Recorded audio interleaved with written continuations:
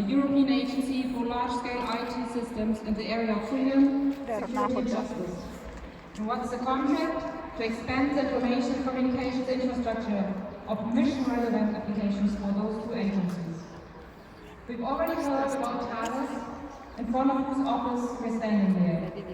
The company equips the German forces with night vision equipment and supports military mission planning and simulations. Thales also equipped the Bundeswehr's field camps in Mali with electronic protection systems.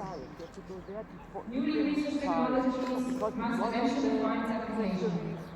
But where to test them when data protection is being extended in the EU?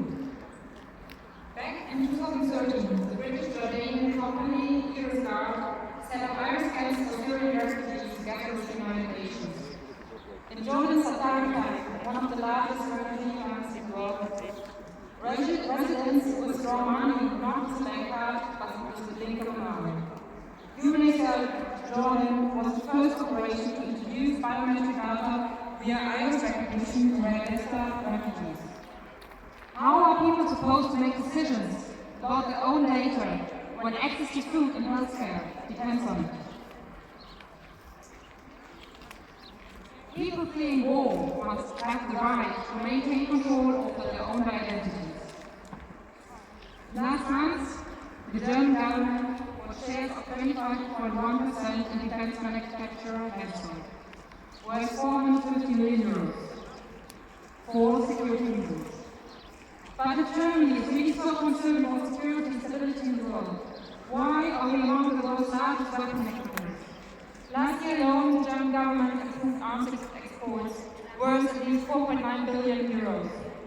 The main recipients of these arms exports are Egypt, Israel and Qatar. The exact export figures are sealed to protect the producers.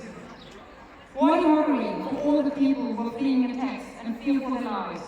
What a mockery for the people who lost their lives or their families in bombings. In full knowledge of the deployments of German tanks and other artillery in Syria or Libya, German companies continue to supply the war equipment. And the German government issues permits.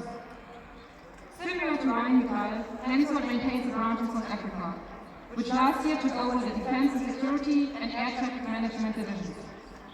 For where there are export restrictions by the EU, corporations find their own solutions. Last year, the Rheinmetall subsidiary in South Africa sold tons of ammunition to Turkey. Several transfer planes pick up the ammunition directly. We hardly want to imagine where this is now being used. But violence does not stop when people manage to leave war or conflict zones. It continues on the route and after arrival.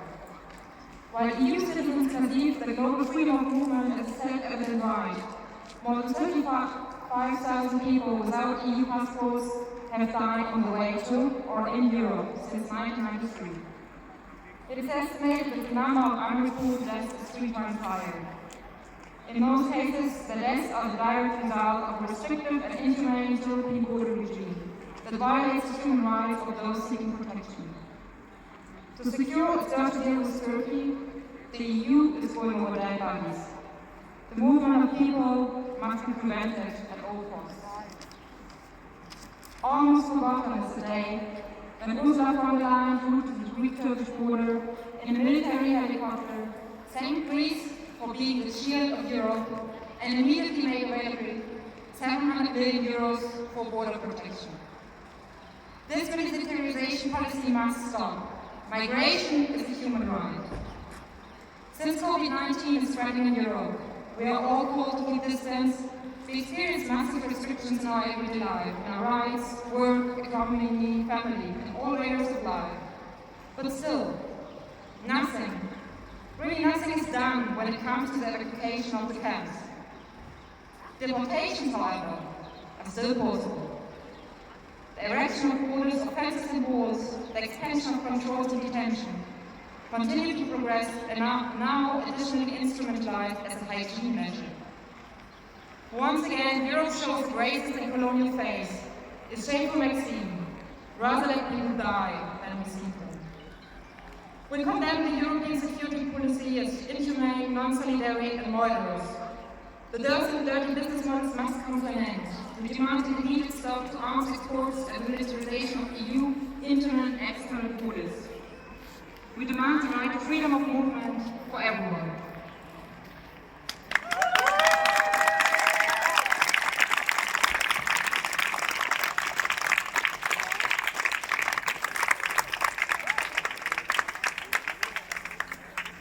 Jetzt nochmal die deutsche Version. Liebe versammelte Menschen, wir sind heute hier zusammengekommen, um denen einen Besuch abzustatten, die von dem Ausbau der Grenzen und der zunehmenden Sicherheitlichen profitieren. Grenzen werden nicht allein von Staaten gebaut. Grenzen werden von Menschen gebaut, von Konzernen, die in Überwachung und Abschottung einen großartigen Absatzmarkt sehen. Konzerne, die mit Kommunikations- und Informationstechnologien, Radarsystem und Softwareentwicklung die deutsche Bundeswehr, Bundespolizei oder Frontex ausstatten. Grenzen bestehen nicht nur aus Mauern und Zäunen. Die zunehmende Digitalisierung und Verwendung biometrischer Daten weitet Grenzen weit über die physischen Grenzposten hinaus aus. So versorgt der multinationale Konzern Idemia mit Hauptsitz in Frankreich seit einigen Jahren die Bürgerinnen von Mali mit biometrischen Pässen. Ein wichtiger Baustein für die EU, die Menschen schon vor der Sahara auf einer eventuellen Route Richtung Europa stoppen möchte. Die Firma Sopra Steria, ebenfalls ein multinationaler Konzern mit Hauptsitz in Frankreich, erhielt erst vor 2 Tagen zusammen mit einem Konsortium einen 6-Jahres-Auftrag über 452 Millionen Euro. Die Auftraggeber Frontex und die UNISA, die Europäische Agentur für IT-Großsysteme im Bereich Freiheit, Sicherheit und Recht. Der Auftrag, die Informations- und Kommunikationsinfrastruktur für methodische Innovationen im Bereich der Grenzüberschreitung zu bauen. Über Thales und der Technologiebudget haben wir bereits einiges gehört. Der Gouverneur hat das Berufswerk auch unterstützt die Kommunikationsplanung أمسك عشان نخلص بالكلام. ماشي تمام مشكلة. Hello.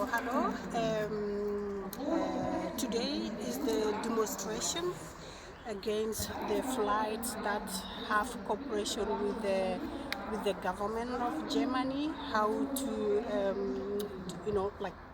to deport people, because this like lung cancer, for example, they deport people though they know that they have problem, and they supposed not to, because they have to make the safety of people, take people in a safety way, but not to take people with problems, So, but they supposed to stop, not supposed, but they must stop this cooperation business.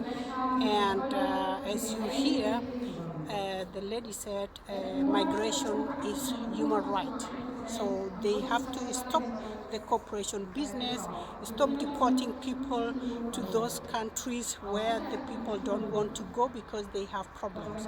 That's why today this demonstration took place.